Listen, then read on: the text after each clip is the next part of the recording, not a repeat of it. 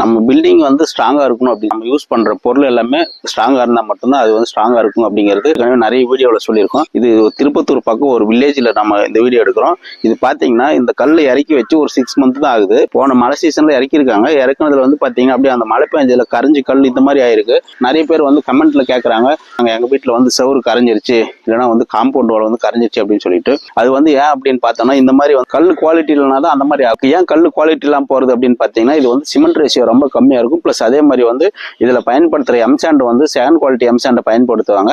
அதனாலதான் வந்து அந்த மாதிரி இருக்கும். இது வந்து நல்ல குவாலிட்டியான கல் வேணும் அப்படின்னு சொன்னா நல்ல பெரிய மேனுஃபேக்சரர் கிட்ட வாங்கணும். சாலிட் பிளாக்னே சொல்ல மாட்டாங்க, காங்கிரீட் பிளாக்ஸ்ன்னு சொல்லுவாங்க.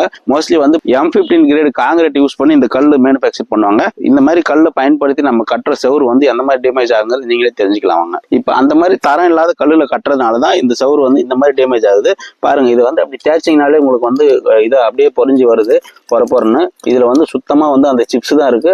அந்த எம்சாண்டு சிமெண்ட்டுங்கிறதே வந்து பாத்தீங்கன்னா தரம் இல்லாத எம்சாண்டு பிளஸ் வந்து பாத்தீங்கன்னா சிமெண்ட் ரேஷியோ ரொம்ப கம்மியா இருக்கு அப்படிங்கிறது தான் கான்செப்ட். இப்போ செவரே வந்து அவ்வளவுதான். இது இன்னும் ஒரு 2 இன்ச் தான் இருக்கு. அந்த 2 inch திக்னஸ் வந்துருச்சுன்னா இந்த செவரே வந்து விழுந்துரும், அவ்வளவுதான். இதை வந்து நம்ம அவாய்ட் பண்ணணும் அப்படின்னு சொன்னா நம்ம வந்து நல்ல கல்லு பயன்படுத்தி நம்ம வந்து செவரு கட்டணும்.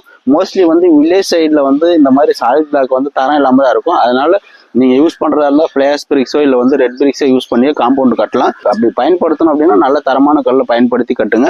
ஏன்னா இதை திரும்ப திரும்ப செய்யறதுக்கு வந்து கம்மி செலவு கிடையாது, நிறைய செலவாகும். அது இல்லாம மன உளைச்சல் ஆகும் அப்படிங்கிறத நம்ம வந்து திரும்ப திரும்ப வலியுறுத்திட்டு இருக்கோம். இந்த மாதிரி நிறைய டெக்னிக்கல் டிப்ஸும் நம்ம சேனலை ஃபாலோ பண்ணுங்க, சப்ஸ்கிரைப் பண்ணுங்க.